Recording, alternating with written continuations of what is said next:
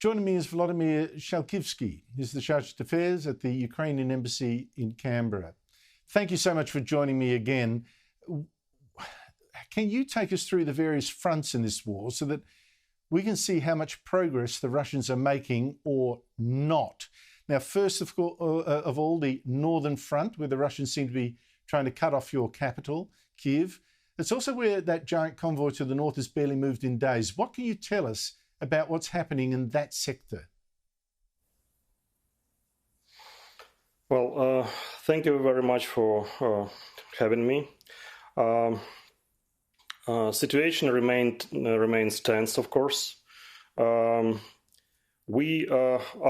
defenders doing their best in order to protect cities with the civilians, critical infrastructure, roads, but we cannot stretch our military resources in all areas.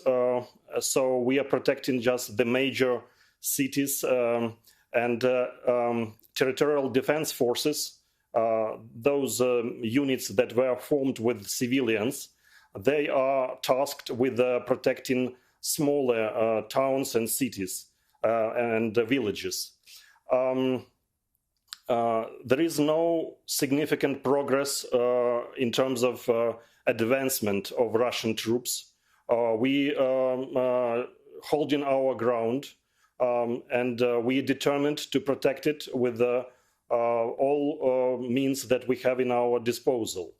Of course, Russia has significant military superiority over our resources, but during 10 days of defense, our military managed to shoot down 44 Russian military jets.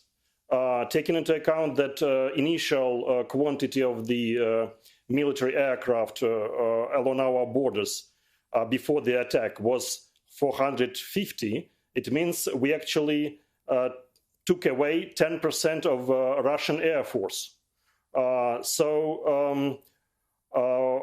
We are confident that that support that we receive from our Western partners in modern warfare, anti-tank and anti-aircraft missiles, they are very effective and very valuable to us. Okay, I've already said that convoy north of Kyiv, which obviously was intending to cut it off, is barely moving. Can you take us now to the eastern front, so to speak, where Russia's attacked from the territories that its militias grabbed in 2014? Russia's heavily bombed Ukraine's second biggest city, Kharkiv, and also Mariupol, a key city on the coast to the south. How are Ukrainian forces holding up in that sector?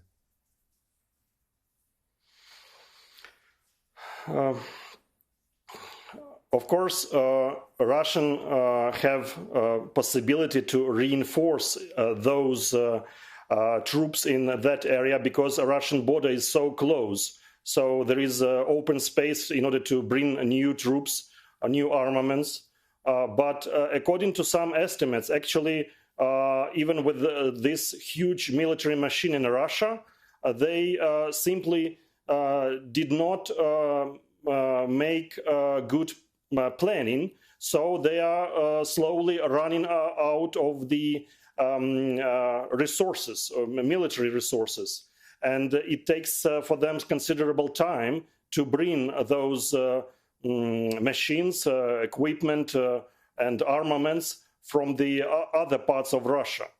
Of course, these acts of atrocity when the Russian forces bombard residential areas, for us it's clear signs of genocide against our Ukrainian people, simply because Russian military do not fit enough to openly confront our military, so they prefer to bombard civilian districts where there are no actually military installations, no military units, and we have, of course, significant death toll among civilians now, but they will come, and we will bring to the account everyone who is involved in those war crimes. Now, of course, they've made more progress in the south, where they've been attacking from Crimea, another territory stolen in 2014. They've at least captured Kherson, a small city about the size of Geelong or Hobart, but again, no major city so far. Look, this is a terrible time for your country, but you've stunned the world in how you've fought. Volodymyr Shalkivskyi, thank you so much indeed for your time.